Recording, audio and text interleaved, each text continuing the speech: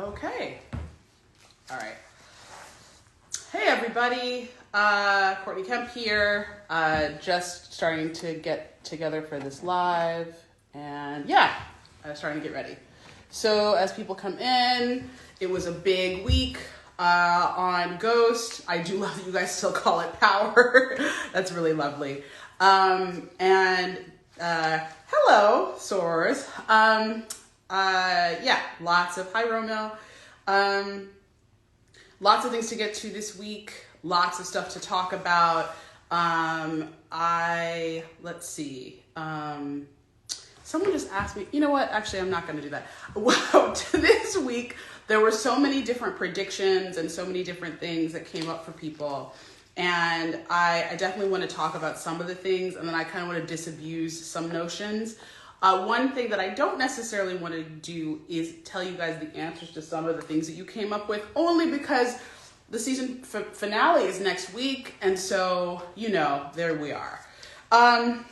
The first thing I want to talk about, though, is definitely Tariq's flashback at the beginning. Oh, wait, it's only 5:01. Let me wait a little bit. Definitely. But there are some really interesting kind of questions that you guys came up with. I got a lot of questions this week. Some of them were like a lot like the same. So I'm going to do a couple just as people are coming in that are not the same. Someone asked me, Forever 612 asked, is the finale going to be longer than an hour? Slightly. It's not going to be like a 2-hour finale, but it's a little long just because, you know, I like to go a little bigger at the beginning of the season, at the end, and Stars is really kind and generous and allows us to go a little bit over. How long does it take to write a season of Power? Well, it's kind of like it takes to do the writing, because the writing process keeps going a little bit while you're shooting. The whole process in general to do 10 episodes of Power, of Raising Kanan, of all the shows is about a year. Because you do have to, I mean, in the case of the newer shows, you're building sets and all those things, and that takes time. But in terms of Ghost, it's definitely, like, we start the room with 20 weeks. We usually extend to about 25 or 30 weeks of writing time. But part of that writing time is also editing. It's also scripts, going out and going through the production process. So it's a lot of back and forth. Definitely. And it's, I'd say, you know, you're talking at first. So the structure of the room is 5 weeks. We just sort of blue sky, as we call it. We talk about scenes we want to see, stuff we owe you guys. That's a big part of it. Like, what do we owe the audience? That's a huge part of doing a series that's going forward. So for those of you who are like conceptualizing your own series, one thing that I'll definitely tell you is that you need to think about what you owe the audience. That's like super, super important. And that's where some of these questions come from too. And then the next thing is, the next phase is actually breaking those ideas out into character arcs. So we do a lot of that and looking at what the character arcs are going to be. And that's really important as well. Those of you who are asking about my jacket, it's from First Fam Boutique. Support Black-owned businesses, and yes, I decided I would rep today. Let's get into some of these questions. Oh, okay. One question is this idea that Ghost and Lorenzo crossed paths in jail. So Lorenzo is actually at Ossining State Prison. He is in Sing Sing. He is not in federal holding. Federal holding, which was the MCC, that is where Ghost was. Ghost was arrested, if you remember, for a federal crime, which was killing an FBI agent. That was Greg Knox. He was not held in the same facility. So for those of you who keep pitching that Ghost walked by Lorenzo in episode 404, that's not true. None of that is true. They would not have been in the same place. We did shoot in a state prison at one point. We have shot in federal prisons. We've shot in all different kinds of places. But in terms of just the storytelling, that is not it. And so just let that one go entirely. There is no Lorenzo Ghost crossover.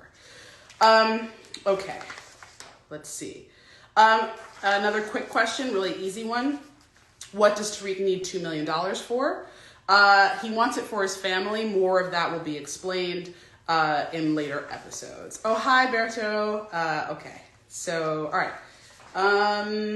Okay, yes. One of the big things that I definitely want to talk about Okay. Oh, let's do a little one.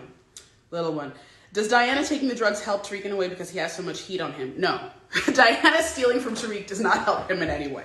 That's not good. But it actually shows a level of maturity on Diana's part a little bit, because she's not so far gone on Tariq that she will do anything. Anything to like be with him or anything like that. She actually compromises her own relationship with him in order to do it. Hi, Gabrielle Ryan. I see some of the Force cast is in here, which is really nice. Tamika Ray asks, does Davis's brother's storyline play out? Connection to the drug game. More of that will be in season 3. Hopefully, we're looking toward that. Prince Rock 803. Why is Trace a stuck-up rich white boy? And will Braden kill him? Well, why is Trace Trace? I mean, Trace is Trace. Like that. He is who he is. But someone else asked a good question. Why did he not snitch until now? And I think this is really important. So Kane threatens him, and so does Braden. Braden is like, do not do that. And then Tariq threatens him. If you remember, there's a number of times where Trace runs his mouth, and those 3 people are like, you're not going to do anything. But in the context of his parents' townhouse with his lawyer, in a situation where he feels comfortable, and again, we are talking about privilege, he doesn't understand what's on deck. He doesn't understand what he's doing when he's saying he's going to snitch on Kane Tejada. He doesn't get it. It's Braden who actually gets it in that moment. He understands what Trace is doing, and that he is actually signing his own death warrant by offering to snitch.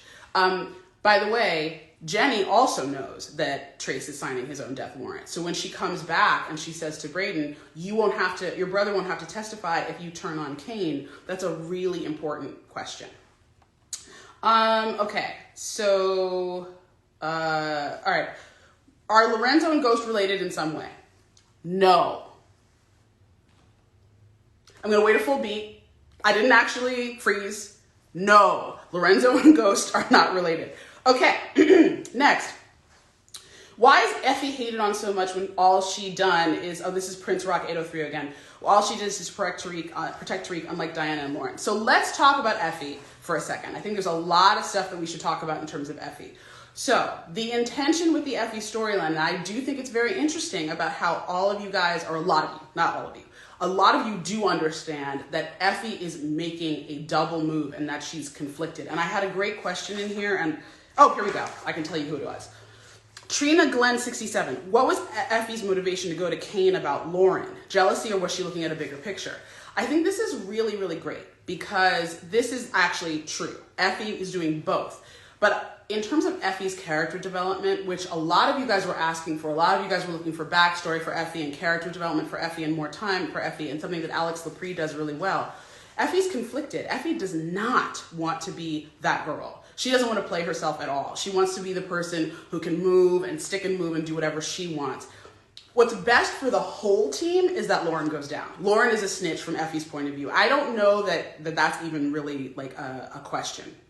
Lauren wore a wire. She got Kane and Braden on the wire. Tariq knows about it, and he's not going to do anything. And in fact, what he's saying is, you don't understand her. You don't get her. And Effie's like, what's there to get? She wore a wire on you, and she was your girlfriend. So Effie's point of view, I think, is pretty clean. It's pretty clear. You know what I mean? But why is Effie motivated to do that? There are some feelings there. And every time Tariq talks about Lauren, and you see that in that performance that Michael Rainey is giving, where he's showing he has real feelings for that girl. He really, really wants her to survive. Now, what Effie can't see, she can't see that those feelings are also about having to lose Tasha, having to lose Yasmin, having to lose all these people in his life because of what's happened to him. So she's not seeing all of that, but she is feeling that jealousy. So it's kind of a dual motivation. It's the right thing to do, but perhaps the wrong reason. I hope that kind of makes sense to you guys. So in other words, Effie is in a complicated frame trying to do what's best. She also does not believe that Lauren has Tariq's best interests in mind. And we have a little scene about that as well, where she says, I think that girl's a bad influence on you. Well, Lauren was doing what was best for Lauren. Remember that. Lauren was doing what was best for Lauren. She also was motivated by protecting Tariq because she was lied to, but she wanted to get out of trouble. Let's not forget about that. And Effie is trying to save all of them. She's trying to save Kane, she's trying to save Braden, and she's trying to save herself. Just keep that in mind. Okay, so a lot of people have asked a lot of questions about Effie's relationship to Mecca, and I was not going to answer that before now, but I think this is super important. Effie and Mecca are not related. They are not, she is not his connect, he is not her connect, they don't know each other. There is no crossover between those two characters. Effie is not a narc, she is not a fed, she is in no way related to any kind of, law enforcement. I want to be really clear about that because I know a lot of guys were, people, not just guys, but a lot of people were asking like, are Effie and Kane, and Effie and Mecca are related. I want to say something in general about that. We cast the best actors for the show, and we try to get the best people to play those parts. If occasionally those people look somewhat alike, that doesn't necessarily mean that we are trying to tell a story with that. I just want to be really clear. So for example, when we cast Daniel Sunjata, that isn't because there is some sort of overlap between the way he looks and the way Omari looks. That's not at all what was happening. Same thing here with Alex. Alex was cast in season 4 to play Effie. One other thing just about Daniel Sunjata and Omari, which is not really about them, but about their characters. If you guys remember, Ghost is from Queens. He's from Queens, just like Tommy. They're from Jamaica, actually. Dante and Monet grew up in Brooklyn. Another time I'm not frozen, just want to point that out. Okay, I did see a comment over the weekend, and I want to be really clear about something. Someone said that Ghost and Tommy look so much younger than Mecca and Monet, and they were getting all the timeline stuff confused. Okay, the shows are running in real time. So when you saw everybody in 2013, they were their correct ages in 2013. These shows are not happening concurrently. They are happening consecutively. So the ages should make sense if you think of it that way. TV show doesn't stop doesn't freeze in time. So if you're trying to track it. Now, I understand that you guys are doing a lot of tracking, and I love that you're that invested. But I do want to caution, they're just TV shows. So at some level, it's fun and I love it and I really appreciate you guys. And it's so great that you're all here to talk about this stuff. But I do want to be really clear that not only are the timelines consecutive, but the ages of the actors in real life and the ages of the characters have nothing to do with each other. Okay, so Tommy and Ghost are 35 when we start Power. Okay, they're 35 years old. That has nothing to do with Joseph's real age, Omari's real age, all of that stuff. Please, don't do that. Don't waste your time with all that. It's just literally just the timeline. Now, the timeline that does not work, and I will completely swear to this, this is the thing. We could not age Tariq and Raina in real time. There are a lot of reasons that we couldn't do that. So if you're trying to kind of track Michael Rainey's age, don't do that either. We had to tell the story where he is in his adulthood. So this is why we're kind of keeping Tariq's age and Michael Rainey's age close. They're not the same, but it's close. Okay, great. Jay Carey asked, why didn't Effie change her clothes if she killed Lauren? Effie does not live in New York. Effie actually lives in New Haven. Effie wasn't supposed to be gone that long, so she had to come back and be with Tariq because that's what he's expecting her to do. She can't just go AWOL. That's a really important point, but I like that you guys are asking those questions, but the reality is none of these kids is Ghost. If you are expecting these kids to be able to do these things like professionals, they're not. They're trying to learn it and figure out. The reason that Effie showed up and followed Brayden is because she didn't believe that Brayden was going to go through with killing Lauren. Now, why is that? Because he's a kid. He's a kid just like her. She's doing things that are coming out of, like I said, dual motivations and all those feelings, but she's acting and reacting. She's not planning really coolly and simply the way that you would see other people. And I want to make it really clear, we do have strategists on this show. Tariq is a strategist. Even he doesn't always do things perfectly, but that isn't to say that always Effie and Brayden and all those people are going to make the right decisions or what we would want them to do. A friend of mine is always saying, why do your characters act like that? And the reason is, And I'll tell you guys, if they did everything perfectly, there would be no TV show, okay? If everyone did everything right, there's no TV show, there's no conflict. I'll give you a big example. Should Diana have run her mouth in episode 8? No, but then you don't get to watch her run her mouth. So it is what it is. Okay, so, okay. Did Effie drop out of school? No, she did not drop out of school. She's still doing her work. Okay, let's see. Okay. Oh, wait, hold on. The Elizabethan era said something that I thought was really smart. You guys do a lot of really smart questions. There are a ton of really smart questions on here. I'm not going to lie. But Lorenzo was upset that Drew chose revenge over business. I doubt he sent those hitters after Monet. This is a smart observation. I'm not going to confirm anything, but I am going to say that I do think that that's just, that's a smart observation. Hold on one second.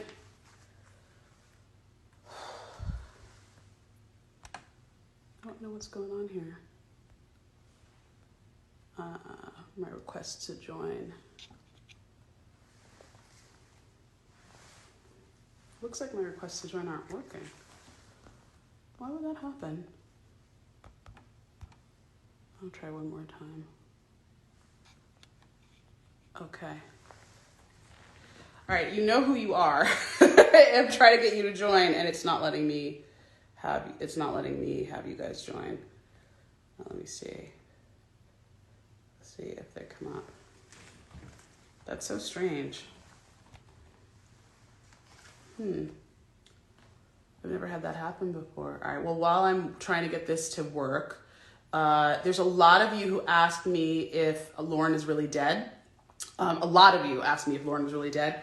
And what I was going to say is there are lots of questions that you guys ask, like, did Monet kill Carrie? Which I did answer, I think, but is Lauren really dead? That, like, I can't answer that. Why would I answer that? That's going to be like the worst for you guys if I answer those questions. I want you to, like, actually, do your thing. If you know who you are, who's supposed to be joining us, can you just send your request again, please? Because it would not work the first time that I did it. I don't know why. Okay. Shantila Shea says, why are you on here lying, Courtney? We know Ghost is alive. I really wish I had my shot glass, but I don't. Okay. Let's see. Someone asked me a really good question, and I will definitely, hackers are on here. Okay. Thank you for the person who said that. Did Daniel Sunjata have a small part in Power? Was he Mecca then? No, he was never on the show. Mecca was never actually in the series before. I know I did get a bunch of questions about that. Mecca's storyline was only embedded in a very small way, and it was never embedded as Mecca. There was no reference to Mecca, and Daniel Sunjata was not playing him at that time. I don't know why my requests to join are not working. It's literally coming up blank when I press it, which is really strange. Okay. I have a cast member on deck to join us right now, and I don't know, I'm having no luck with that. I suppose I could end the live and try to start it over again, maybe? Or maybe it's an internet issue. I may have to do that as a separate live, then maybe afterward. What do you think I should do? Because it's literally won't let me. Don't end it. Let me see if I can. Okay. All right. Okay. So let's see. I'm gonna go back to these questions, and you know who you are. Just hold tight. I see your second attempt to request. I'm gonna try to see if I can get that to work. I'll try one more time, and then we will just. I have no idea why that's happening, which is really annoying because this is like a really fun special guest for you guys. I'm so annoyed. But for whatever reason, it's like there's so many of you sending in viewer requests that I like literally can't. I don't know why my IG is acting up, but it's definitely acting up. And I'm getting nothing on requests to join. Okay. All right, I'm going to keep answering questions. Okay. Let's see if there is. Oh, those of you who are saying clicking their name, Toya, I see you helping me. It won't even pull up names. It just gives me like blank It just gives me blank. It won't even, like, literally, I can't even get anything. It's so strange. The rest of it is working. All right. I am not actually going to keep trying. I'm going to just go through the live and see if I can get that a little bit later. And see if I can do like a second thing because it's just not working. All right. Okay. Next question. I'm seeing if there's any questions that you guys have. Okay. Is Power coming to LA? No. We are not planning to do a Los Angeles version. We were going to, and then the Tommy version ended up with being in Chicago. Okay, yeah. Let's see. All right, no hot questions. Okay, so let's see. Some official vibes. Is Tariq going to find out about Tasha and Sean back in the day? Wow, great question. I will send that forward for season 3. That's not something we were planning for season 2. Okay, so there's a lot of questions about Ghost saying that he had a Spanish brother who was in the military. I have no idea what you're talking about. I literally have no idea what that was, like literally. Also, just to say it, the mecha character is not Spanish. He's not Latino. The Daniel Sunjata is mixed. He's biracial, he's black and white, and so is the character. Thank all of you guys who are telling me how to have somebody join my live and saying click their name. I totally get it. The name's not coming up. It's not, it's like literally doing that. I think what I'm going to do is I'm going to close this live and I'm going to try to see if I can get the person to join without. If it doesn't work, it doesn't work. But yeah, because it would be really great to have this person. Okay. Did you just request me? Just to test it. Yeah. Yeah, it won't pull up any. So I'm gonna end the live and then I'll start it over again. Okay, so stay there. I'm gonna end the live and I'm gonna start over again. Okay, bye.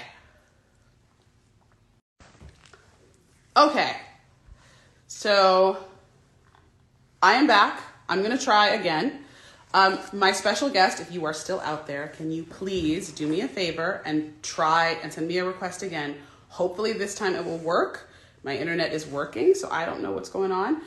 If you're not a member of the cast, you could really help me out by not sending a request right now because I'm trying to get this cast member on. And so if you could not send a request to be in my live video, if you're not a member of the cast, it would be super great.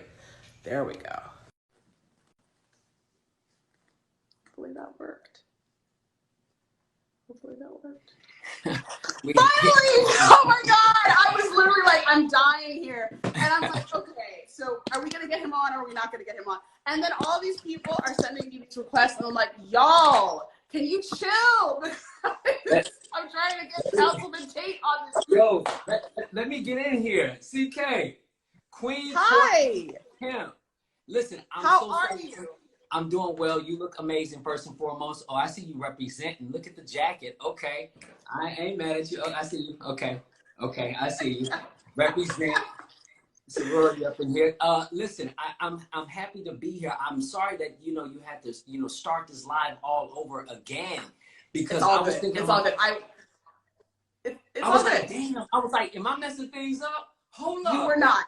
What's happening is when I'm live, I'm getting like a lot of requests. But what happened this particular time is like it would come up and it was blank. So I don't know. But you're on. You're great, and I'm really excited. And now I'm going to ask you some questions. And I want to ask you as a fan too, because there's a lot of speculation out there. So first of all, first thing is to just give you your flowers about how amazing you are. I had lunch with Daniel Sunjata today, and he and I were just like sort of just fanboying out about how amazing your performance is. But thank you. I love Daniel. Sunjata is a good friend of mine. He and I worked together on Rescue Me years ago, and he's one of my Chicago brothers. I'm so happy that he was able to join our cast of Ghost this season 2. Phenomenal actor and even better person. And I'm mad that I didn't get the invite. Damn it. I thought you were in New York. That's why I was like, it's at 8:15 because I thought you were in New York. But you know what? He's one of my favorite people. And I just got to say, just so all of your followers will know that Courtney A. Kemp is literally one of my most, what can I say? She's one of my favorite people on the planet. You know what I'm saying? I mean, I love you dearly. You know that. You are phenomenal. for all that you have done for not only this cast, but the crew, your writing teams, the people that you have always elevated. I got to give you your flowers. And we talk about this all the time, how like Courtney just keeps elevating people and giving opportunities. It's obviously a part of your DNA to pay it forward and to always to, you know, lift people up that are around you. And we tip our hats off to you. Thank you. Thank you. I appreciate you. You're so loved. You're so loved. I appreciate you. First of all, thank you for saying that. That is part of my work in this lifetime, which is to try to elevate people of color and try to get us in front of and behind the camera. That's definitely part of the work. Part of the work is to help women. Part of the work is to help LGBT folks, anybody who is not in the mainstream of I want to lift. So that's super important to me. 1, 2, you're one of my favorite people on the planet. And I'm going to tell you guys a behind the scenes thing. Lorenz Tate is my dating coach. Okay, so when I'm out here trying to date, Lorenz Tate is my dating coach. So I just want to say this to all the brothers that are trying to holler at Courtney. That's my sister, right? And you know, I know this is a family show, but listen, I don't fuck around when it comes to Courtney. You understand what I mean? Listen, we have some real conversations up in here. You understand what it is? And I take this very seriously. But you listen, you only deserve the best. You only deserve what's good for you. And so, yes, so behind, we won't give all the details. We won't give all the details away. What we will say is, if I cut you, it's because Lorenz told me to cut you. Just gonna say. Okay, all right. So, oh, good. That's cool. Let's get That's into cool. your question. I'm cool with that. Let's get into your question. So, tell the audience, how did you start playing Rashad Tate? Oh, wow. So, we have to take it all the way back to Power, where my friendship with Omari Hardwick, who plays the incredible Ghost. No one could play Ghost as well as this man, Omari Hardwick. Omari Hardwick. And we have worked together in the past and different things. And you know, Omari was always trying to find a way to get me on the show. We just didn't know. He was talking about there might be a brother, there might be certain things.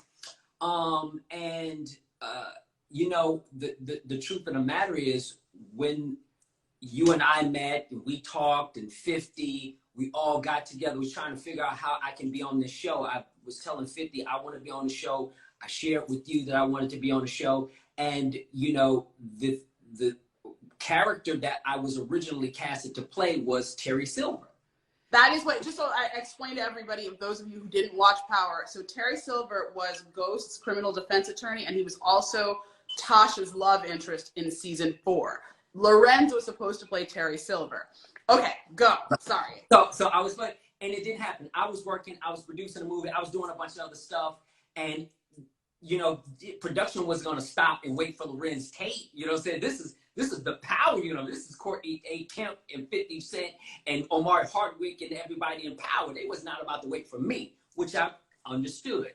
And the role went away, but once I got done with my project, I reached out and I was telling Omari, I was telling 50, and obviously Courtney, I was like, I would love to come back in. I said, listen, Courtney, my agents and managers at the time said, nobody's on the phone with me. This is me calling you, trying to reach out. I would love to be a part of it in whatever capacity you want. I think I owe that to you. I owe that to all of you all. And you said, okay, well, I got something. I got a character that we're working on that is going soon. I'm thinking maybe in the future. You're like, nah, like super soon. And it's a politician. What do you think about playing a politician? I was like, I would love to.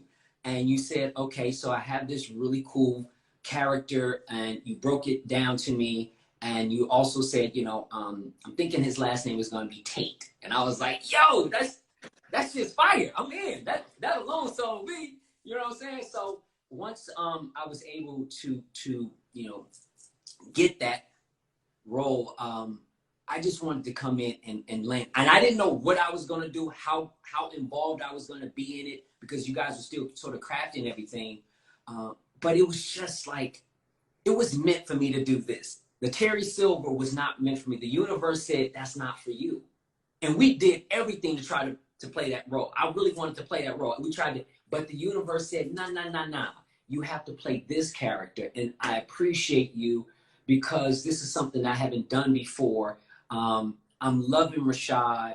Everything that, you know, that he's able to do. He's unapologetic. He's, as we all know, he's self-serving on so many different levels. He's far from who I am, but there's a little bit of LT in all the characters I play. There's certainly a little LT in the Rashad, you know, especially when he flips that switch. You know, he ain't bullshitting. When we see a little O-Dog, just a tiny bit of O-Dog, just like sort of pop out, you know what I'm saying? Yeah. Listen, O-Dog still lives. Don't get it twisted. Don't let the smooth taste fool y'all. Understand what it is.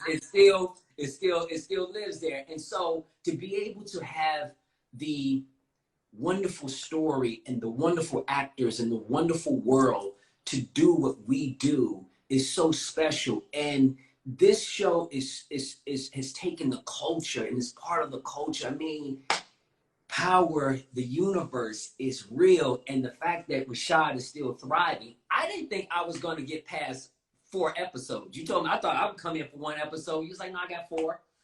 And then I was doing some other things. You called me up again and said, listen, season 5 of Power. Of course, my team, I'm going to keep it real. At the time, the people were like, why are you doing Power? I was like, oh, y'all don't get it. You know what I'm saying? They didn't get it. And I'm keeping it real with it because they didn't. I was like, nothing. For those who didn't get it that was working with me at the time, you know, they weren't the decision makers. At the end of the day, I'm the decision maker of what I do. And so I decided to come right. Lorenz, wait, Lorenz, let me tell you something. Let me just say something for the audience too. So I've had that happen multiple times where I've approached actors to be on the show and their reps who aren't part of the culture have told them no, not to do Power, but to do something else that is more mainstream, to be sort of like 5 or 6 on the call sheet on like a mainstream show. Now it happens less now, but it definitely, during the run of Power, I would have to approach people and kind of fight with their reps and be like, you don't understand what this is doing in our culture for us, because people kept saying, oh, no, they should be a cop on like this broadcast show. And it's like, no, this is for us. This is for us, by us, as much as it can be, you know? Absolutely. And that speaks to, you know, where we connected, because I totally understood that. As I say, I overstood it. I overstand the movement and trying to tell our stories. And for me, I felt like, listen, I built my career telling our stories. And I've done a lot of television and projects that seem to be mainstream or things that, you know, that may have had a bigger light casted upon it. But I felt there was something super special about Power. And I was a fan. I was like, listen, that's cool. We're good. We work together as a team in terms of reps, but I'm not listening to y'all on this one. I'm not going to do that. And I made the decision. Now, they were happy when the checks started coming in. They had no problems with that. Always. And by the way, when it's like, oh, and it became a series regular gig. Oh, and now you have all these, like, all this heat. Of course, it's always like that. But we as people of color always have to prove and show. It's always about show and prove and all that. And when I called you and I said, listen, I want to do the show. This is me calling you. I said, I'm about that Black excellence for real, on some real shit. And I was like, yo, to have myself and Amari, to rock, I see what you and 50 are doing. That's Black excellence. No matter what the world is saying, it's what we know. And I was like, I'm with that. I'm with it. And yes, Black excellence is mainstream. Yes, Black excellence is global. It is what it is. And we're going to be continuously unapologetic about it. And it's okay, because our stories are global. Our stories are universal. And because we have, you know, stars or leads that look like you and I, doesn't mean it has to just be for a specific group. We're dealing with human stories. We're dealing with family. We're dealing with brotherhood. You're dealing with, you know, nuclear family, dysfunctional families. This thing is universal, right? And then you have characters who come in from all walks of life. And what you were able to do, as I recognize, to show New York in a way that how it truly is. I mean, if we start looking, you know, into this world, it's like, oh, there's a representation of everybody in here. And at the time, people didn't see that. The mainstream didn't see that. But well, can I just say real it's quick that actually when you say the mainstream didn't see it, I think one thing that people don't understand is how little recognition Omari has gotten. Like, he's gotten so little recognition for what he did in Power. Like, it is crazy to me. Like, I just, you know, if y'all are out there, hit the likes, because this is the reality, is that, you know, if Omari was doing this on a show that was considered mainstream, if we had been in the spotlight from the beginning, like, people would have really, you know, it would have been everywhere. And it's just so, it's heartbreaking to see, for me, how little people have taken that in, or have taken in what 50's done. Because, you know, the Power shows plus BMF, how many people of color he's put on screen, how many people, and then his other shows that aren't on Stars. Like, it's just, you know, I mean, we've been trying to do this out here for a minute. And you have shown how to do it, right? You know, all of you. Omari deserves all the accolades and the flowers in it, because he's incredibly talented. He's incredibly gifted. He is a star, and he should be deemed as one and seen as one. But it's okay, because we recognize him, and we see him as the top. And so, as with you and 50, with 50 is just, you know, doing an incredible job at all the things that he's doing. And as you point out, you know, creating opportunities in a place where a lot of opportunities don't often happen for people who look like us, and to do it at a high level. Now, keep in mind that when we talk about this, this is qualified. You know, this is all quality. This is high quality. And you guys didn't early on. The shows didn't get the kind of recognition that it is gotten now. And a large part of that has to do with the fans, the people who support the show. That is what this was about. That's who really helps push this all through, are the fans, the diehard fans and we thank you, because without the support of the audiences who felt like they were being represented, entertained, connected, you doing all of the things that you're doing, like your lives and communicating, people, showrunners and creators don't really do what you're doing. They don't sit up and really try to connect with the audiences. It's because we care. It's because we care. That is absolutely right. That's why I do this, because it's because I care. All right, I'm going to ask you one last question. Well, actually two, real quick. Okay, so the first one, because it's a behind the scenes thing, who is your favorite person to work with on Ghost? Now, we know about O, because that was like, that's your homie, right? But like, who's your favorite person to do scenes with on Ghost? No question, Tate. Tate, my brother. I walked right into that one, right? I walked right into that one. I love. And you can't answer any other way, right? I can't answer it any other way. And I want to say thank you for writing Lamar onto the show and bringing him in. I mean, what better person to play Kamal than my own brother, who was fantastic. And you didn't even blink when we were trying to figure out who was going to play my brother. And, you know, when I said, oh, but Lamar, you're like, done. It makes all the sense in the world. Totally get it. So, and Lamar loves you. He says, thank you so much. And our families, you have no idea what you've done. Our families from Chicago to LA, around the country, have been waiting for Lamar and I to do something. We didn't know it was going to be this, and you made that happen. It is a special thing to the Tate family, and to my other side of the family is the West family. It is such a huge thing what you have done, and an impact for all of our family and our friends who've been asking, when are y'all going to do something?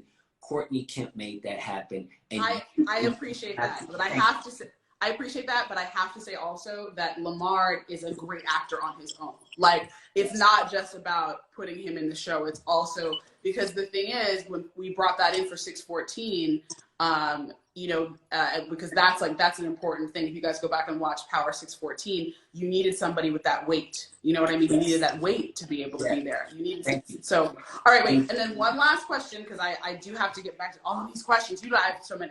But one last question for you, which is, what has been your favorite scene to play this season? My favorite scene to play? Oh, wow. I got a few of them. Oh my gosh. I like the scene between myself. I'm going to go one of them with Michael Rainey Jr. There's a couple of them. One when he shows up for the first time, and we're celebrating Kamal becoming a detective, and he just sort of shows up and says that he's, you know, he's my nephew. That was one of my favorite scenes to play. And also just this one, the past one in the bathroom stall. You know what I'm saying? In the bathroom stall, because Tate is so adamant about 0 games to be played. You know what I mean? And Tariq just keeps going on this roller coaster with him, and it was really nice to be able to do that, and then to go into the to the courtroom and basically sell my brother out. You know what I mean? What can I say? Hey, listen, Rashad does what's good for Rashad. Rashad does what's good for Rashad. Everybody else will be cool with it. They'll get it. Yeah. It'll be fine. It'll be okay. Yeah. All right, well, I'm going to get back to answering some questions for the folks, because I know that they have a lot of things to say. Yes. But I definitely appreciate you hanging in there with my technical difficulties. I love you. And we will be together quite soon, my friend. Yes, we will. I love you dearly. Y'all. I love you too. All right. Hi to the wife and kids. Thank you. I will. I'll let them know. God bless. Okay, bye. See ya.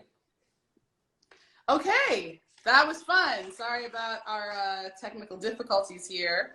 Okay, so one beautiful. Oh yeah, somebody just said Omari deserved an award for his performance. He definitely deserved not just, but he got Image Awards, which was amazing. But I wanted an Emmy for him, honestly. Like from like the real, like I really wanted people to be able to see that performance and get it the shine and the light it deserved. Things have changed, you know. Back when we started, even it wasn't the kind of world that it is now. So yeah, just absolutely shout out to that. One beautiful one says, will we get to see the blackface photo? No, we decided as a writer's room that would not be shown. We decided that actually putting the blackface photo in the series was unnecessary, that we actually didn't need to reify Black trauma by actually putting it in the show. So we did not do that. So there we go.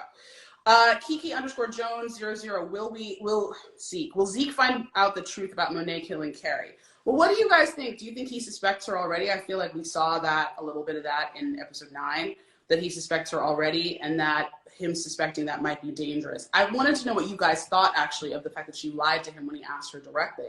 Do you think it was a good idea to lie to him, or was it a bad idea to lie to him? Okay, let's see. Mr_Gomes, Effie is the woman Tariq needs. Would you agree?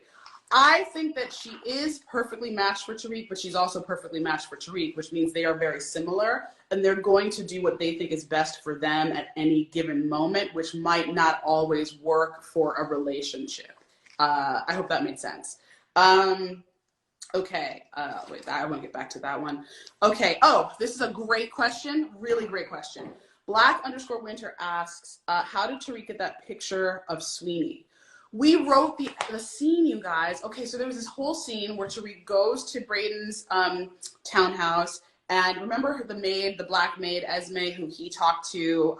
Oh no, we cut that scene too, and oh Lord. So there was a whole character that we had in episode 201, the hunting episode, that we actually were supposed to bring back, and we ended up having to cut the scene. You know, I've told you guys this before. I overwrite a little bit. My scripts are super long, and so scenes often fall out. So we had a scene where he actually got to get into the house. And it doesn't, I guess, we really pulled back on that because we had to figure out which scenes to cut out of this episode. It was very long. This episode was written by Sarah Rose Feinberg, who's amazing, and was directed by Bart Wenrick, who's been working with me since day one. He is a day one. As we like to say in the Power family, he is a red sweatshirt. The people who have been with us from day one, November, I think 18th, 2013, have day one sweatshirts. And sometimes you'll see people wearing them. And so, yeah, anyway, they directed this episode. He directed this episode, Bart did, but we could not actually fit all of the stuff into this episode. As the episodes get toward the end of the season, they're over jam-packed, and you guys are seeing that. You know, it's just, there's so much going on. Okay. I am Jada Grace asks, would we ever see a forced Ghost crossover, especially since Mecca mentioned Tommy? I would love for that to happen, but I'm not part of the machinery that will make that happen in the future, but I hope that does happen. Okay. The real Britney, is Effie connected to GTG? No. Okay. Let's see. Are there any questions up here that I need to get to? I don't want to make sure that I'm not ignoring you guys who are turning in live. Let's see. Courtroom scene. Yes, yes, yes. Oh, so nice. Isn't Lorenz amazing? Like, he really is one of my closest friends. Oh, someone else is asking if Tariq will get a car. I think I addressed this already, but if you are from Manhattan, you know, it is what it is. Like, you grow up in Manhattan, you may or may not drive. I think we talked about that a little bit. Let me just see if there's any. Yes, Zeke suspects her. That's correct. Oh, I love this. Megan the stylist said it was a bad idea for Monet to lie to Zeke because Mecca saw her lie with a straight face. I think you're right, and I also think that there's something really interesting there, which is that he learned that she would lie, and he also backed her up. How did you guys feel about the fact that he backed her up? He could have chosen not to, but Dante decided to do that. Speaking of Dante and his relationship with Monet, another great question from Money Habit 92. Does Mecca care about that ring, or does he want the bag because of the info in the bag? It is both, but that ring is very important. That is an engagement ring, and do you know who that engagement ring is for? I think you guys do know who that's for. Footy Fan 101 asks, who came up with the phrase the goat of global snitching? I don't remember. It was either me or Sarah Rose Feinberg, and I can't. Okay, my best friend is on here. Dramatic. Hi, Kish. Bad idea because he might go George from a Bites and Met on her ass. Okay, I love that that was a literary reference and on her ass. This is why I love this woman. That is my best friend. Okay. Tony 0219. Will Braden tell on Kane to protect himself and his family as well as Tariq? It may lead back to him. I think it's really interesting. I mean, if you're Braden, you have a really tough decision to make, right? Your brother's in danger now because of what Kane did. If you think about it, it was Kane's fault protecting them in the first place, right? But he did, and so, you know, here we are. We allowed Trace to walk around and live, and now Trace is about to open his mouth. Do you rat on your brother? Like, do you let your brother hang out there and testify? Do you rat on Kane to Jenny? Like, what are you going to do? Okay, so I think I answered this already for those of you who missed the first live. Did Ghost walk past Lorenzo in episode 404 of the original Power? No, he did not. They were in two different institutions. Okay, more of a guest. Tishi, Mecca is Effie's plug. No, he is not. Okay, is Lorenzo mad? Kane Tahada asks, is Lorenzo mad at Diana because she lost her virginity to Tariq? He's not thrilled. He's not thrilled. He's not thrilled at all. Not a good idea. Josie Kings asked, who is Tariq's, oh, hey, Frank. Who is Tariq's main love interest? I think Tariq has to love himself most, but if I had to say who does he love most in the world, the person he loves most in the world is Tasha. That never changes. It's obviously not a romantic or a sexual love, but that's the person he's always focused on. And so some of that feelings about Tasha, the guilt about Tasha, actually spills into his kind of relationship with Lauren and trying to protect women around him. Thank you for the compliment that I am beautiful. I appreciate that. Let's see. Okay. Let's see if there's anybody who I need to. Oh, okay, I'll get to that question. All right. Courtney, am I not part of Force? I did executive produce, and I will continue to executive produce, and I am part of the show and the casting process. But as you guys know, I have left Lionsgate Stars, and now I'm on Netflix, and I'm coming with new shows and movies and just doing like a whole other thing. But I'm still connected to you guys, to the Power fans, and I always will be. Okay, let's see. Okay, Anthony, 1975. If Mecca dies, the feds are coming. Why don't Mecca tell the feds that he's been compromised because of Tariq?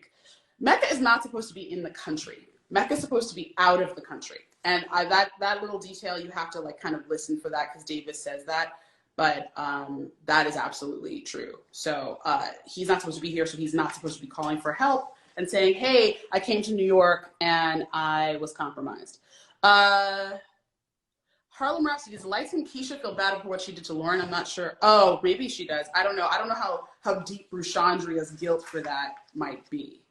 K Mendez 05, can Effie be trusted? I think Effie can be trusted to do what's best for Effie. I have a question for you guys. I don't know if you agree with this or not, but one thing that I think is interesting is that I feel as though the requirement for Effie, sometimes for the fans, is that she be perfect or that she like be completely loyal to Tariq.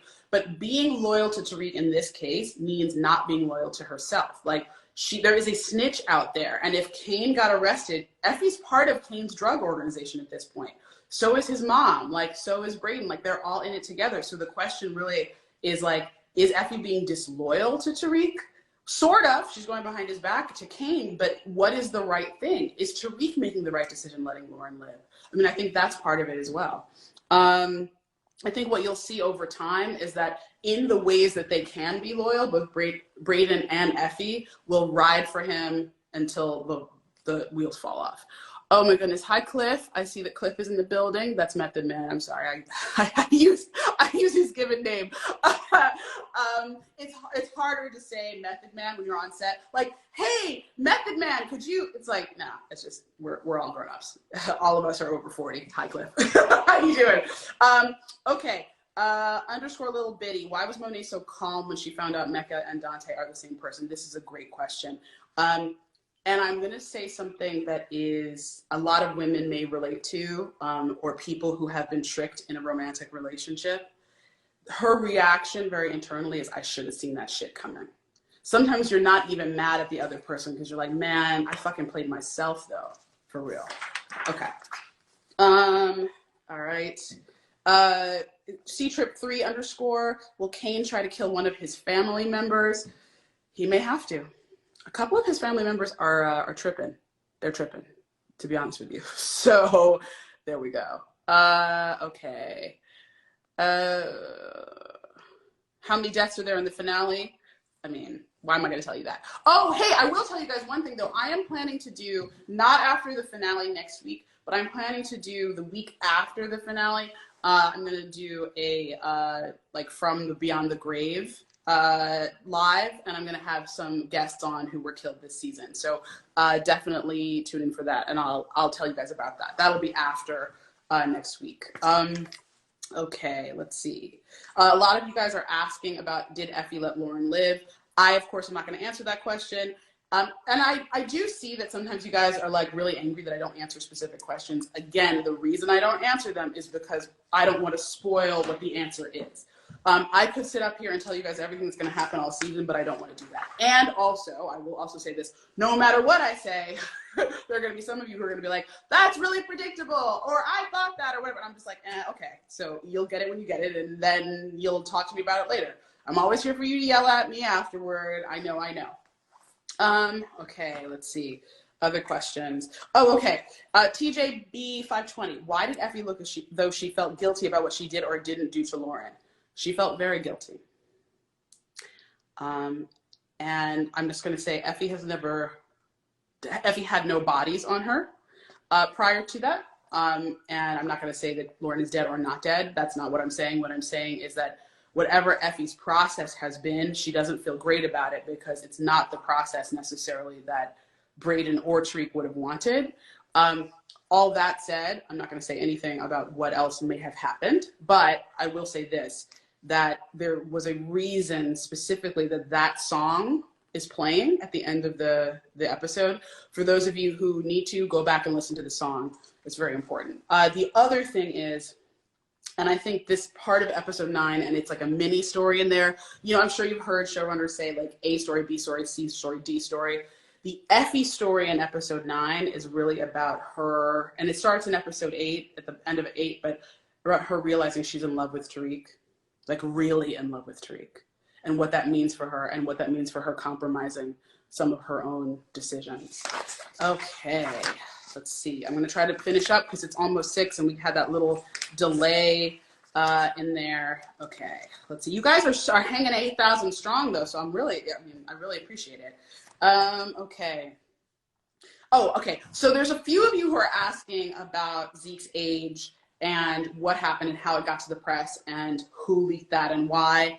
I am just going to say that if you're asking those questions, you are asking the correct questions, and I'm just going to leave it at that. Okay. X Key asked me, so hey, Courtney, here's my question. Is Mecca going to die? Why would I answer that question? I don't understand. Why would I ever answer that question? Okay. It's Nikki's world too. Why doesn't Lorenzo acknowledge that Diana helped get the product back? That is an amazing question. And I think part of it is the kill the messenger of it a little bit. Like, she's a little bit angry. I mean, he's a little bit angry at her. And I think that's also part of that scene with Diana and Drew, where he's like, you know what, nobody's really happy with you right now. So there we go. All right. Oh, Nelly P0305, is Elisa Marie's character coming back? I answered this last week, but I'll bring it up again.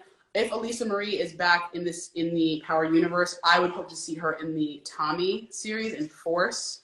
I don't know how much story there is to tell about Elisa Marie and Tariq when the person who killed, oh, thank you, Corey Hardrich. Nice to see you in the building. When the person who actually killed her dad is Tommy. Like, not much to say about Tariq. I mean, yeah, there's a betrayal there, but it's not as deep. Okay, let's see. Oh, okay. So this is just a quick little mistake thingy. Tina_Bowlegs. Why were Lauren and Councilman Tate in Tariq's dream if they're not dead? Councilman Tate was not in his dream. When he went up to the board, he's in there, but he thinks it's him, but it's actually Jabari Reynolds, if you remember. And that whole, I want to talk about that real quick. So that was an amazing day when we got all those Power Universe people back, and it's incredible scheduling, and I have to give it to Greer and Bart, Greer Yaten, our producer, and Bart and Shanna and everybody behind the scenes to get all those people in one place to be able to do this. And be able to shoot that scene. And it was amazing. It was amazing to have all those people in the room. I can't tell you guys how magical the experience of Power Book 1 was, with all those things coming together, and then to be able to give back to you guys again in the form of this. Some people have been asking me various questions about why Tariq does certain things just like Ghost. Again, you guys know the basic story here is, can we make changes? Do the sins of the father, are they visited upon the son? So Tariq is gonna behave like his dad sometimes. He's gonna act like his dad sometimes. Okay, couple more questions and then I'm gonna end because we're almost at 6 o'clock. All right, Kimi Cakes. Is Tariq's dream supposed to signify his guilt? If so, why does he feel guilty about Ray Ray?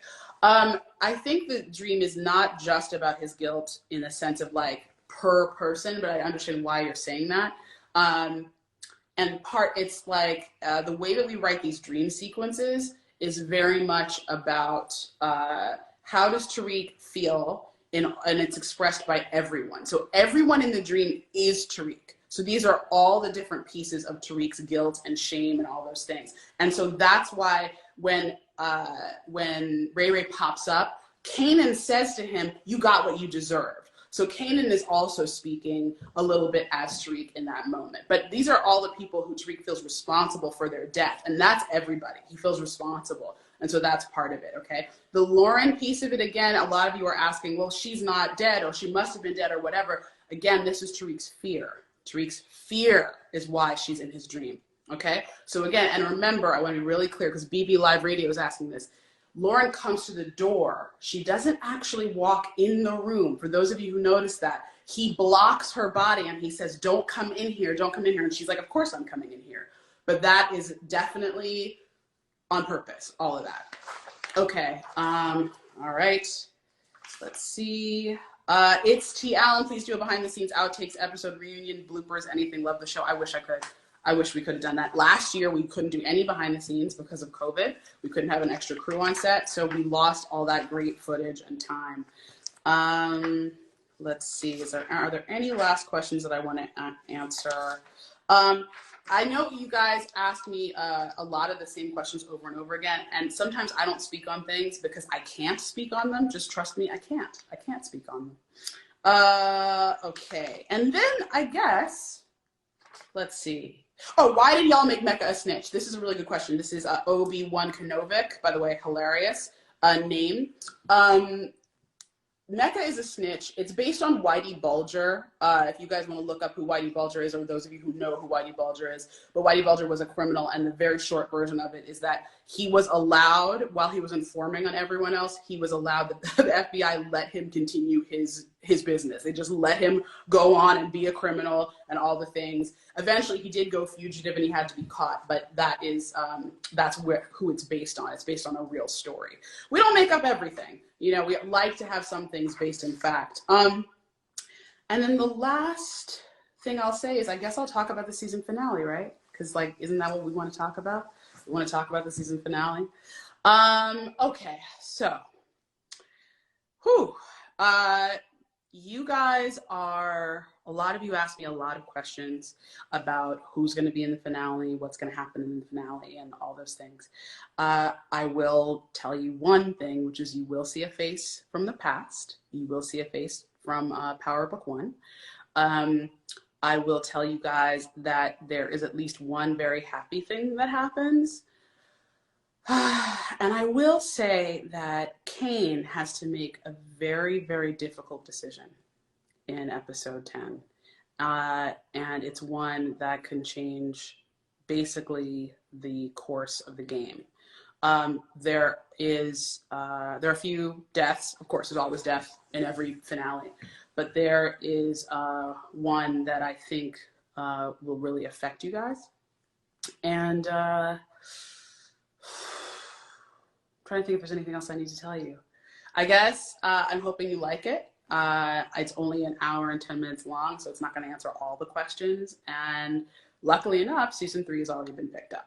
So we're going to leave some stuff for that. And okay, I think that's it. I think I'm going to say goodbye. Thank you guys so much for hanging out and coming back during our technical difficulties. I hope that you had a great time and that it was good to see Lorenz.